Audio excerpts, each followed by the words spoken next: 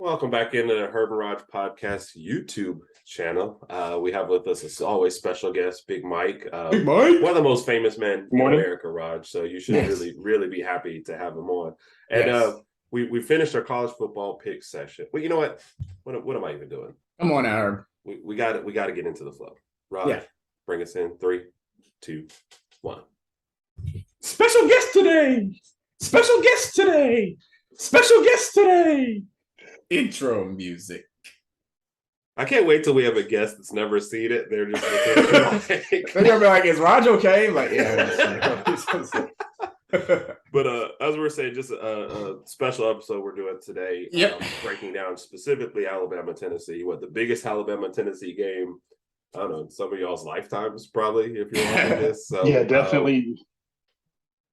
So we wanted to give it a little bit of extra time. Yeah. First, all of us being Alabama fans, what's everybody's mood? Are we gonna make it till 2:30? I mean, yeah, I guess so. I'm nervous. I woke up early, really early this morning, like 5:30, 5:45, and started going through my phone, looking at all the updates and alerts and what are they saying about Bryce right about now, even though it's early. Nervous. There was a report that came out about 15 minutes ago that said he's expected to play. Yeah, I got that alert as well. And with that said, it's funny. Did you send that alert? No, I didn't. I didn't send that one. Okay. I had one of my reliable sources tell me actually before everybody else got the alert. I can't tell that person's name. Okay. Thanks, Bob. But yeah, anyway. And it's funny that Sure you wasn't brought that Bryce up. himself. He didn't text you this morning saying, I can't say that. I can just say it's Bob. That's it. I gotta leave it at Bob. Oh, okay, I got you. But We it's appreciate funny that, Raj. It's funny that Herb said that because the initial line was 7.5, then I think it moved to 7. Now it's 9. Now it's Alabama by 9. I guess because Bryce is expected to play. Yeah, and oddly enough, I guess Vegas knowing stuff before we do, it actually jumped to 9 yesterday, I think. Okay. I was listening to a local radio show and they mentioned it. So apparently they got an insider. I don't know if it was your Bob that had somebody to let them know that Bryce is probably going to play. Yeah. Which obviously makes me feel a lot better about it. Right. You know, as much as I love Jalen Milroe and all the things he brings to the game, just that shaky performance last week had me scared. Yeah. The turnovers and everything like that. I think as long as we keep the ball, I think we've got a good chance to win, even though Tennessee's a really great team. Yeah. Obviously, you don't get to this point in the season being undefeated and be trash.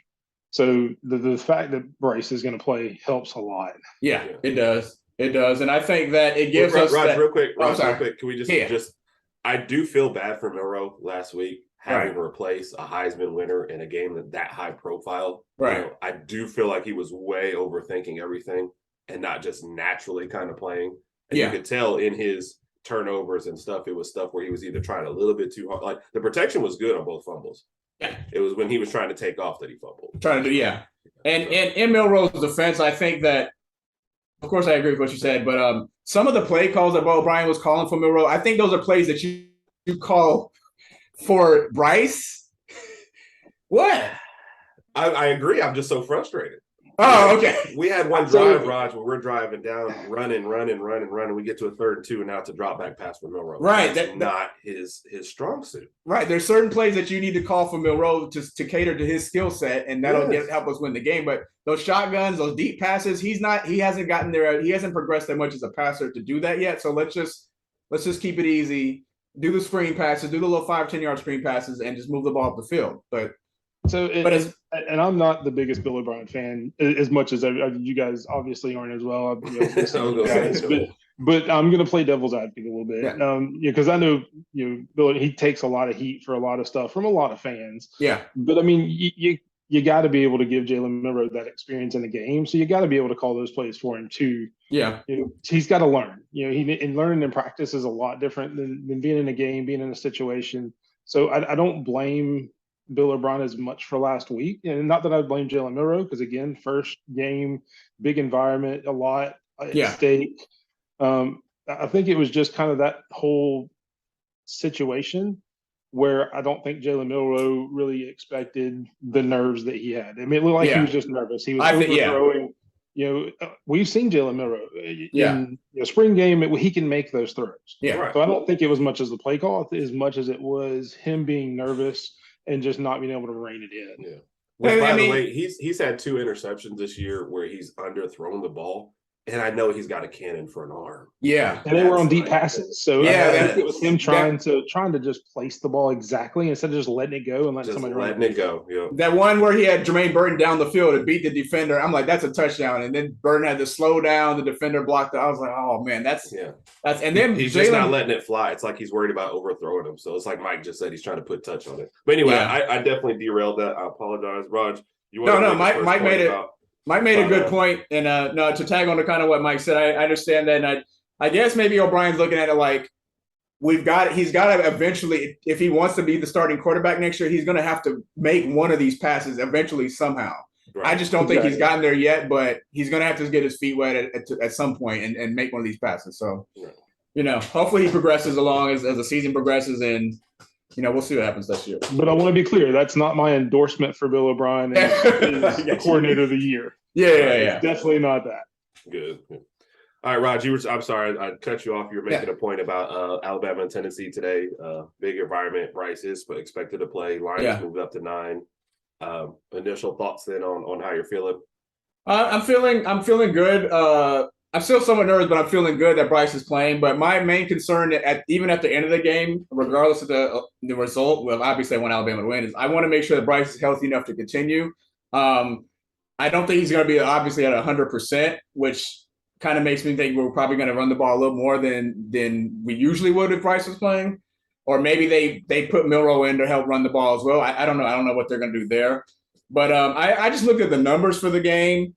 And we're pretty even with Tennessee on pretty much on all fields. I think our defense is a little better. I think our run game is a little better. But when it comes to passing, they have the edge right there as far as just yards passing per game. But like I said, I think that our run game kind of takes advantage of that for us. One question that I wanted for both of you guys was, what is the big difference between this game today and then last year? Because last year we played them, it was 52-24. Hendon Hooker put up some good passing yards, but it was somewhat of a blowout if you want to call it that. Yeah, but what is the big difference? And go ahead. I'm sorry, I'm really. No, I think I'm gonna give my opinion first. I'm sorry. I think the big. You're like those people on Twitter that says, "Hey, here's a question for you." I'll go first. I know. I guess I'm so anxious to talk about it, but I think like last year, Alabama. Everybody knew what Alabama could do when the passing game from game 1 when we played Miami. Everybody knew how much of a threat we were. This year, I just don't think we've peaked or got really where we needed to be when it comes to that passing game, where we are a threat, but it's like we still have our inconsistencies, and there's still some gelling that needs to be made within the quarterbacks and the wide receivers, the tight ends. So I don't know. That's my opinion right now, but I just want to see how you all felt like compared to last year's game and this year's. Well, I think last year's game being categorized as a blowout is a little misleading because that was tight going into the fourth quarter. Yeah, it was. We scored like 28 points in the fourth quarter just to get the cover. Game was also at home, and I think you've given Hooker now 2 years in the system, so that's going to be much better for him. But having been at that game last year, I think that was not as that game was a lot close. They always say this: closer than the score indicates. Right. It was closer than that final score indicated. I think they were within 7 points. It was 31-24, and then Alabama, gets 3 touchdowns to end the game within like a 5 or 6 minute span. So it turned into that. But Tennessee showed they have some firepower, playing much better this year. They're at home this year, and I think honestly, last year they was hoping for an upset. This year they feel like they should be the favorite, and I think those are all things I would say are different this year. Gotcha. Yeah. And to me, it's kind of, to touch on kind of what Herb said, the biggest difference is it's in Knoxville. Yeah, Alabama hasn't played great on the road the past couple of years. Texas A&M, Texas this year. When we have true road games, it seems to be a struggle. And not being 100% sure what Bryce is going to be able to do, how limited he may be, really throws a lot at it. But like you said, the confidence that Tennessee has this year as opposed to last year, because it was Heupel's first year, it was still kind of uncertain. Yeah. Now they know they've got the keys to Ferrari. They were looking at the new car. They were trying to see which one they were going to pick out. Now they've got it. They've got those keys. They're driving it like the wheels are going to fall off. And they're just a whole lot more confident than they've been in probably a decade. Yeah. And rightfully so, I feel like. Yeah. even when they had Kiffin and all that, I don't think they had this level of confidence and excitement. Just because I think they kind of knew that Kiffin was a rental, that he wasn't going to be there long term. He didn't really fit their culture a whole lot. Not that he fits a lot of cultures. I was about to say, yeah. But I think they know that Heupel is there unless something happens in Oklahoma, which is a whole nother story. But yeah, I think that's the only job he would leave Tennessee for. Yeah. So I think they're still pretty secure in what he's doing. Which might be coming open pretty soon, Mike. So I know you and I have actually talked about that. You kind of called me out. I mean, the way Venables lost that game, especially last week, you lose your rival, first loss ever to your rival. Yeah, the first time you've been shut out in like 700 years, maybe since they started. Yeah, and I know it's a lesser hype game. I mean, it could happen sooner or later. Yeah. Imagine if Bedlam goes sideways, also, then that might be the worst first year ever. So that'd be Bedlam in Bedlam. Sorry, guys, I had to throw that in there.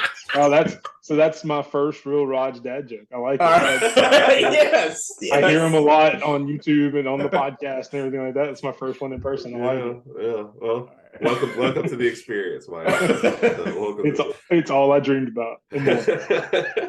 So it's interesting looking at this game from because you're talking about an East and West team. Either team can survive this game and make the SEC championship. It's almost more like the national implications. You lose this game and you lose all margin for error for the rest of your season. But you can easily lose this game and still get to the championship game. You guys feel like that changes the mindset? Like, having said that, for me as a fan, I don't want to lose to Tennessee. Right. The emotional damage that it would do to me will be more than I could take. But from a national perspective, this game is huge. But you can still accomplish all your goals. For Tennessee, if they beat Alabama and lose to Georgia, they've almost gained nothing, this year. So, what do you guys think about that part of it? Yeah, I mean, I can see that. Like you talked about, and I've heard a couple of local shows, things like that. That even if Tennessee loses here and beats Georgia, obviously they're still going to go to the SEC championship, national championship, because there's not really anybody else that's shown that they can really beat them right now. Right. But even if Tennessee wins this game, which I don't like to talk about much, obviously, don't like those words coming out of my mouth too much. Yeah, we're not going to put that in the universe too much. if that happens, they can still lose to Georgia, and it makes it easier to get to the national championship for them because they don't have to play the SEC championship. Right. So that's the crazy part about it. If Tennessee wins this game, they really are in the driver's seat. I know I keep using like car analogies, but that puts them right in line for a national championship and the easiest path, in my opinion, out of all of the top 10, really, because you don't have to worry about that championship game. Raj, I'm gonna let you chime in a second, but what the doomsday scenario being floated, out there is like, let's say Tennessee beats Alabama, Georgia beats Tennessee, Alabama beats Georgia in the SEC championship game. You have 3 one-loss SEC teams. Alabama, having beaten an undefeated Georgia, would have to be like number 1 in the country, you'd think. Or obviously if Ohio State wins out. But anyway, you'd have Alabama, SEC champs at only lost 1 game. Georgia's only lost in the SEC championship game, and Tennessee's only lost to a Georgia team, but they would have beaten Alabama. Like, that's just. That would be a nightmare for the committee, too. They would hate to have to deal with it. They would probably try to think of so many different scenarios on how they can leave one of those teams out. And I think Alabama and Georgia would probably get the first 2 bids just based on what's happened in recent years past. But like you said, I mean, you got to get Tennessee in there somehow. So who's the 4th team? And then everybody's, I mean, oh my gosh, everybody on ESPN and all these sports shows would go crazy. Oh yeah, 3 SEC teams in the playoff. Blah, blah, blah. Because in the first round is already guaranteed to be a repeat, a rematch. Yep. And then your their championship game might be, if they have a rematch in 2 championship games 2 years in a row, like they'll make the 12-team playoff next year. Like, yeah. I mean, drag that out at all. I think the only way you avoid that is like, let's just say Ohio State and USC remain undefeated, then and maybe. Clemson. And I forgot about Clemson. Yeah, then that would change the game up a little bit. And Oklahoma State. It could happen. I think Oklahoma State might lose a game. That's just somewhere down the lane. I can see them splitting with TCU. Winning this one and then losing the championship game, or vice versa. So. Yeah. It's a lot in play. So I think the easiest way for us to save the country is just for Alabama to win today. Yeah. That's Avengers Assemble, Alabama Unite. Yeah. And Will Anderson, Bryce Young, and Dallas Turner is the superheroes and just come in and save the world. That's a perfect. Don't do it for Alabama, guys. Do it for your country. Do it to save college football. Yeah. Now, having said all that, and we're obviously, Raj and I've always said this, Mike. I'm sure you're in the same boat as I'm never going to pick against Alabama to lose a game. No. If I was out there though, I would certainly grab Tennessee +9 or 7 or whatever the line was. Like could Alabama easily win this by a couple? Yeah, not easily, but I could see them pulling away late. Yeah. But if I was on the side of it, just thinking with my money and not my head, I would have to take Tennessee in the points, especially at home. Well, and that's kind of the way everybody's leaning. I think I heard yesterday that like 70% of the money is on Tennessee. Right. Of course, that was before it changed to 9. So I'm sure it probably made it even more so after that. Right. A few people maybe hedging their bets now that they know Bryce Young is playing, but I'd like to think that. But I think with Bryce Young playing, I think he's cerebral enough, he's smart enough to protect himself. Yeah. I think they cover today. I think they get it by at least 2 touchdowns. Mike, I knew I liked you. Mike, I knew I liked you. I agree. Taking over, Rod. I ain't got nothing else to say. Hey, that's cool. It was a great time. Had fun. I agree with Mike. I think with Bryce playing too, it does give us the edge that we need to kind of cover and get by 9. And I think with Bryce playing, it could end up being one of those 45, maybe I'm being hopefully optimistic, 45-31, 45-30, something like that type of score. Yeah. Again, it's just going to come down to how healthy is he and how many throws can he make and how he's looking in the third and fourth quarter. If that shoulder's starting to aggravate him and they have to pull him, then I'd rather them just pull him. And, unfortunately, we'll see what happens. But that way we can be healthy next week. I'll give you that T-shirt. Well, we'll see what happens. Yes. Hey, let me know. So see, in that situation, though, if it's the third or fourth quarter and they have to pull Bryce at that point and there's a lead, I think that would actually be a better scenario with Jalen Milroe because then you can focus more on the run because you're trying to bleed the clock. You don't have to make any passes. Yep. Exactly. And that his dynamic ability, you could still put up like we saw the 70-yard run he had a week or two ago. Yep. I think that plays in Alabama's hands a lot more if he has to come in late. Now, if No, I totally starting, agree. 0-0 against Hendon Hooker. Yep. Yeah. And I think that's one of the keys to this game is going to be with like Tennessee going to come out with a lot of hype, a lot of energy. I think they're going to have to withstand that first run. First quarter will definitely be key. Yeah. But as they go along, I think the defense will key in a little bit more. I feel like the Alabama's defense is just totally overlooked in this whole scenario. Everybody's just assuming Tennessee's going to score like 50 in this game and it's going to be all over the place, But the defense is playing, and we're going to put a lot more pressure on them. I don't have as much faith in our secondaries. I feel like I should, but up front, I don't think he's just going to be sitting back there for hours, finding receivers. Yeah. Oh no, you're right, and I think that you brought up a good point with our secondary. Our secondary, let's be honest, hasn't really got tested at all this year. We got tested slightly against Texas before Ewers went out. A little, Haynes King was able to make a couple passes last week. But as far as a true test, this will be their best test this year, and this might be the best offensive team we play all year, with the exception of we'll see what happens in the playoff, and I'm pretty sure we'll make it to the national championship game, so we'll see what happens there. But offensively, we're playing against a guy. We know they'll run the ball a little bit, but they're going to Hendon Hooker, him and he's just going to be throwing the ball the entire game. So we'll see what Kool-Aid in the rest of the game can do. Kool-Aid in the game. We got to get a T-shirt made. Kool-Aid in the game. Do we have a T-shirt factory in the back that I don't know about? I'll talk to Bob. I'll talk to Bob about that. But we'll see what the secondary can do. But and to Mike's point, I think Will Anderson and Braswell and Dallas Turner are really, and Henry are going to put a lot of pressure on Hendon Hooker. So he's going to have to scramble a little bit. But I haven't really had too many complaints about our defense all year. I think I even graded them in like an A or even an A- earlier on. So that's what I'm looking to kind of help bolster up the lead and help us win this game today. Yeah, and I think with the defense, the advantage I think we have there is just the depth. With the speed that they play, running a play every 21 seconds or 16, whatever, depending on who you ask. I think just being able to have that rotation on the defensive line and the linebackers where they're not tired in the fourth quarter. That's going to be a huge difference that we didn't have last year. Yeah. And I got one question before it slips my mind. I'm sorry. Has anybody heard anything about Tyler Harrell or Aaron Anderson? Or are they playing? Or are they still? Yeah. Oh, I was thinking Aaron Andrews. I was like, nice, Rod. Oh gosh. Nothing about Tyler Harrell ever heard. Okay. But I'm hesitant to even look it up, Raj, because every information we get about Tyler Harrell is disputed like 30 minutes before game time. Yeah, it's like So it was like, was it 2 weeks ago we thought he was going to play, and then all of a sudden it wasn't even there. So it's like he's practicing, but then he doesn't suit up or whatever. So yeah. But yeah, Okay. speaking of playing or not playing, though, I mean, you've got to take into consideration that Tillman and I can't remember the safety's name for Tennessee have already been ruled out. Yeah, You know, one of them got legal issues, and then Tillman's injury. Yep. They're neither one of them are playing today, so that's a huge advantage for Bama as well. Yeah. Yep, I agree. All right, so guys, let's we're gonna close it out. Final predictions. I know Mike already gave his. We'll recap. Raj, final prediction on the game today. I'm gonna stick with what I said earlier. I'm gonna go with Bama 45-31. Bama 45-31. Mike. Around the same. I don't think they'll get 31. I think we start. I'll say. I think I would say 21-42. Yeah, 42 a little bit 21. higher than my original. Okay. Yep.